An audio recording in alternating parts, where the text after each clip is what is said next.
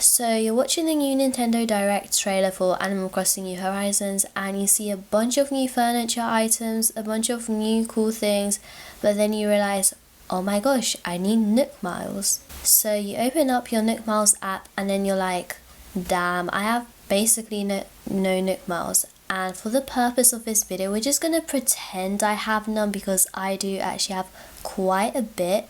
But yeah, this is another reason to continue watching the videos because you can get this much. Not in a short amount of time though, just to be specific, you have to play quite a bit to get this much Nook Miles. But anyway, today I'll be telling you guys how to gain Nook Miles quickly in time for the new update. And this video will mainly involve me talking about these Nook Miles Plus items. So these, if you have just restarted your island, you're going to need to pay off your 5,000 loan first for like your phone and that, whatever it was at the start of the game. And then after you switch from having a tent to a house like this, you'll be able to unlock this. So you don't have to do much to unlock it, but you just don't get it straight away after restarting your island. So just a quick notice, because I know a lot of people restarted. So you can only have 5 tasks at a time. That's just the maximum. That's just the way it is. And when you first log in on one day, they'll have a ×2 or something like a ×5, just like a multiplier. So rather than getting your usual 100 or your usual 200, you can get a little bit extra. You have to do these if you want to get Nook Miles. Like, just do the first 5 at least as a minimum, and then you'll start to see some sort of progress. And it seems obvious that you just do these, but there is a slightly more efficient way of doing these where like you do specific things and you kind of do few at the same time, which is basically what this video is about today. With about an hour of playing also, you can get a few thousand, possibly 5,000 or more, depending on how quick you work, I guess. If you're just slow at doing these, then you're gonna get a bit less. But when I grind my Nook Miles, I usually watch something like Netflix at the same time because it's kind of just boring, like catching bugs and that. So I do like to watch YouTube and that. And if you're looking for a YouTube channel to watch, there's, well, I don't know, there's just this channel I really like. I'm not biased or anything, but I'm just saying you should also subscribe to them. You know, just a quick little notice. I always like to start off with the easiest tasks first. For example, talking to your neighbors. So easy. You probably already have 3 villages on your island already, and just like that you get 200 Nook Miles tickets. Obviously here with the multiplier I get a bit more. But yeah, hitting rocks, chopping trees and collecting shells, as well as other similar ones which involve you collecting resources, will set you up nicely for when you get the task of crafting something. Since a lot of the tasks involve you using tools, my favourite thing to craft is tools. And there we go, even more Nook Miles for just hitting a rock. It's 5 times, you don't even have to do it a lot. And for example, when you get your fossils assessed, you can then later sell them at Nook's Cranny for the bells, or you could sell fruit, or you could sell shells.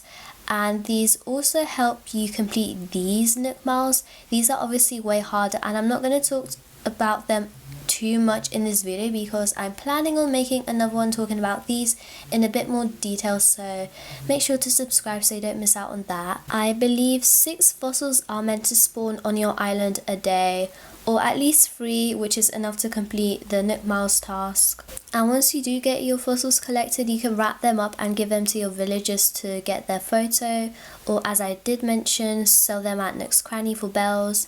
And you can then also later use the bells to buy, say, customization kits, so that then you can complete the customization task.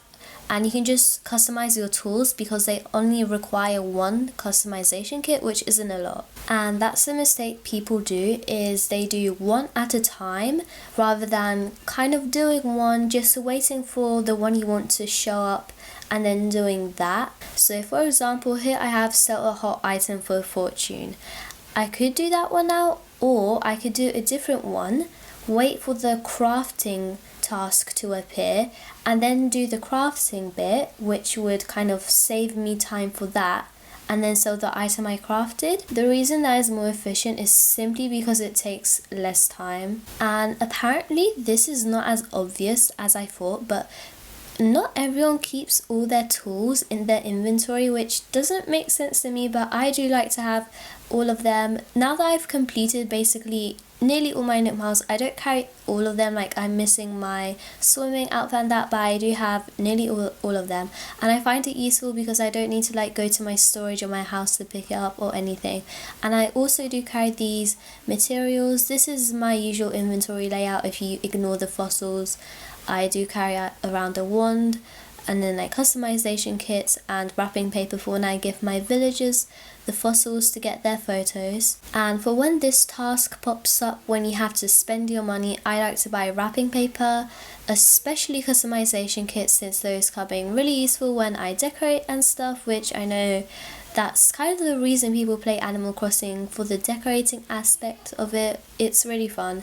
And flowers and trees and samplings, and that's for when these tasks pop up when they ask you to plant something. And a bonus for you if Leaf is visiting on your island that day. Do yourself a favor, just do the easy ones first. This one, taking a picture. If you're not, like, what's the point? Like, it's all about living that like lazy life, innit, Rosie? It takes what, like 20 seconds to change your outfit. That's so easy to do. I do like to have wardrobes placed around my island, as well as DIY tables. Having those around my island I find is really useful. For example, I've got this cute one right here, and it does match my Able Sisters, so it's not too obvious that it's here. You can also just keep it in your pockets and place it down when you do need it. Catching bugs, sea creatures and fish are probably one of my least favorite tasks, but they do count towards this, where you do need to catch like 5,000 bugs in that, and it seems like a lot, but it's actually doable. I did this in the summer, so it was a bit easier for me to do. But yeah, after a bit of playing, you do start to remember what tasks there are, so that does kind of make it easier with like your sort of thought process, thinking like, oh, which should I do first, because you know another one might come up and it'll be easier for me to do those two at the same time. So here I have these 5 random ones, and for now I would say the best thing I've got is to sell shells, since you could literally go to the beach, pick those up. I would catch bugs, but since I don't have a net, I would rather wait for the task for crafting DIYs to pop up, so I can craft my net and craft my watering can as well, and then just craft another random like campfire or something, than do those first and then have to spend extra time on making some different tools or whatever. And as you're collecting shells, you know, you might find a little DIY on the ocean, which can be useful for your collection, especially if you've restarted your island. And there we go, more Nook Miles. And it just so happened that I got the same one to hit rocks, so again that's another easy one I can do. There are also plenty of seasonal tasks, so obviously it will depend on the season. For example, right now in November, one of them is to collect 3 mushrooms, so I would wait for that task to pop up, do some other ones in the meantime, and then collect the mushrooms. Or in winter it's to catch snowflakes, and I think later on in November it's also to catch the little maple leaves, and in spring it's to get the spring bamboo and that. So there's quite a few.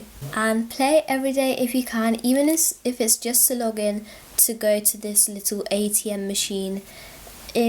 It makes quite a big difference if you play every day, because I believe on day 7 it gives you 300 Nook Miles or so. I may be wrong. I'll put up the correct number on screen in case I got it wrong, guys. But it gives you Nook Miles, which we always appreciate. It's free, it takes 10 seconds to get. And I know a lot of people hate when this task pops up. It's like, wow, I spent all this time grinding Nook Miles tickets just for Nintendo to tell me to spend them again. Like, it makes no sense. And you got a point, but the way I see it, it's like a voucher.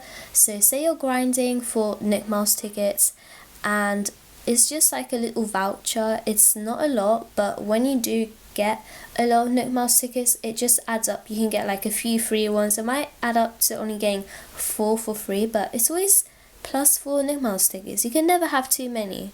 But honestly guys, just don't stress about getting the items straight away.